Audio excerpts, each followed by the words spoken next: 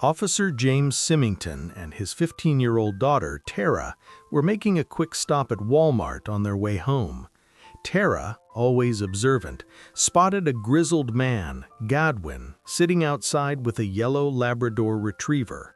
The dog wore a sign that read, "Please save the dog." Tara's heart melted instantly. "Dad, look at that poor dog. Can we help him?" she asked, her voice thick with empathy. James, tired from a long shift, initially dismissed it. "Tara, we can't just take in every stray we see. We don't know anything about him." But Tara wasn't listening. She was already out of the car, walking toward the man and the dog. James cursed under his breath and followed her.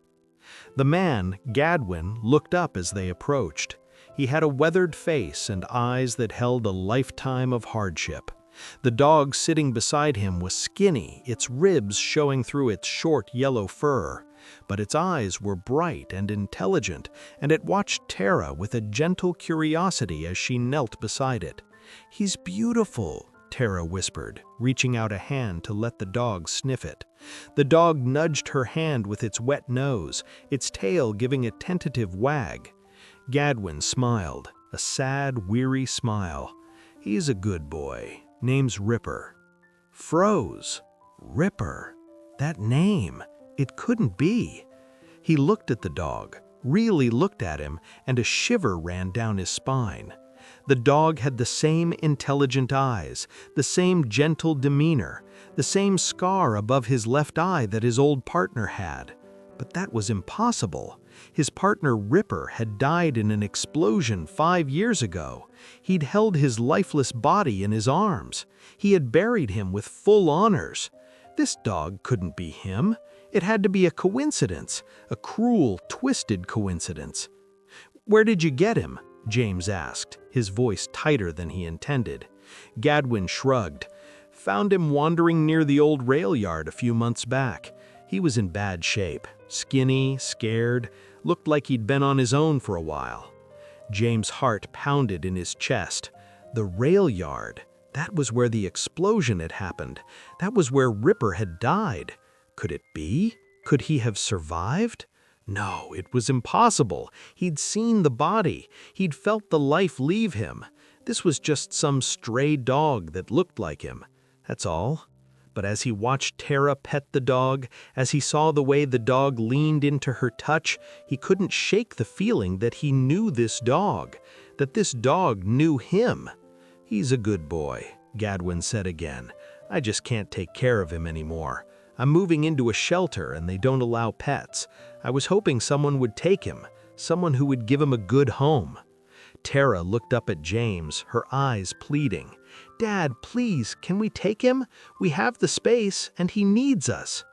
James looked at the dog, at the sign around its neck, at the weary man who clearly loved him but couldn't keep him. He knew he should say no. He knew he should walk away. But he couldn't. Not with that name. Not with that face. Not with the possibility, however remote, that this could be his long-lost partner. "All right," James said, his voice gruff. "We'll take him." Tara squealed with delight and threw her arms around the dog's neck. The dog licked her face, his tail wagging furiously.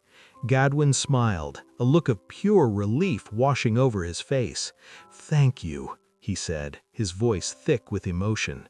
"You don't know what this means to me." James nodded, still not trusting himself to speak. He helped Godwin load the dog into the back of his patrol car, then watched as the man walked away, his shoulders slumped, his step heavy. Before we begin, tell us where you are watching from, and if this story touches your heart, please subscribe. James knew he'd done the right thing. He'd saved a dog. He'd made his daughter happy. But as he drove home, the dog's head resting on Tara's lap in the back seat, he couldn't shake the feeling that he'd just made a terrible mistake. What if this dog wasn't Ripper? What if he was just a stray with a similar name and a similar face? What if he was dangerous?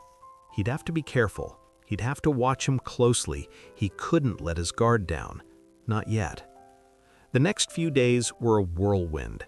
Tara was overjoyed to have a dog, and she spent every spare moment with Ripper. She took him for long walks, taught him tricks, and cuddled with him on the couch. Ripper seemed to thrive on the attention. He gained weight, his coat became shiny, and his eyes lost their haunted look. He was a perfect dog, gentle, obedient, and fiercely loyal to Tara. But James couldn't relax. He watched Ripper constantly, looking for any sign of aggression, any hint of the trauma he must have endured. He remembered how his old partner Ripper used to be. He was a tough dog, a fearless dog. He'd faced down armed suspects, sniffed out bombs, and tracked dangerous criminals. He was a hero. This dog was a lover, not a fighter. He was content to curl up at Tara's feet and sleep. He showed no interest in chasing squirrels or barking at strangers. He was the opposite of the Ripper James remembered. One evening, James was sitting in the living room watching TV while Tara was doing her homework at the kitchen table. Ripper was asleep on the rug in front of the fireplace. Suddenly, a loud bang echoed from outside. A car backfiring probably, but the sound triggered something in Ripper. He bolted awake, his ears flattened against his head, his body trembling. He let out a low growl, his eyes darting around the room, searching for the source of the noise. James froze. That growl. It was the same growl his old partner used to make when he sensed danger. He'd heard it 1,000 times. It was a warning, a signal that something was wrong. James slowly got up from his chair and walked toward the dog. "Ripper," he said softly. "It's okay, boy. It's just a car." But Ripper wasn't listening. He was pacing back and forth, his tail tucked between his legs, his eyes wild with fear. He was reliving something terrible. James knelt down and reached out a hand to comfort the dog. "Easy, boy," he said. "You're safe now." Ripper flinched at his touch, then slowly turned his head and looked at James. His eyes were wide and pleading, filled with a pain that James couldn't begin to understand. And in that moment, James knew. He knew without a doubt that this was his dog. This was Ripper, his partner, his best friend. He'd survived the explosion. He'd been out there, all alone, for 5 long years, and now he was home. Tears welled in James's eyes as he wrapped his arms around the dog. "I missed you, buddy," he whispered, his voice choked with emotion. "I missed you so much." Ripper leaned into his embrace, his body still trembling, but his growling had stopped. He let out a soft whine, a sound of pure relief. Tara came running into the room, alarmed by the noise. "Dad, is everything okay?" James looked up at her, tears streaming down his face. "Yeah, sweetie," he said, smiling through his tears. "Everything's fine. Ripper's just remembering." Tara looked at the dog, then at her father, and a look of understanding dawned on her face. She sat down beside them both and wrapped her arms around Ripper too. "He's home now," she whispered. "He's safe." The next day, James took Ripper to the vet for a checkup. The vet, Dr. Albright, was a kind woman who had treated James's old partner for years. She recognized Ripper immediately. "My God," she said, her hand over her mouth. "It is him! I can't believe it!" She examined Ripper thoroughly, checking his scars, his teeth, his microchip. When she scanned the microchip, her eyes widened. "It's him," she confirmed. "This is Ripper, your Ripper." James felt a wave of relief wash over him. He wasn't crazy. He hadn't imagined it. This was really his dog. But Dr. Albright's next words chilled him to the bone. "He's been through a lot, James," she said, her voice serious. "He's got some old injuries that haven't healed properly, and he's got psychological trauma, PTSD. He's going to need a lot of care, a lot of patience." James nodded. He knew that.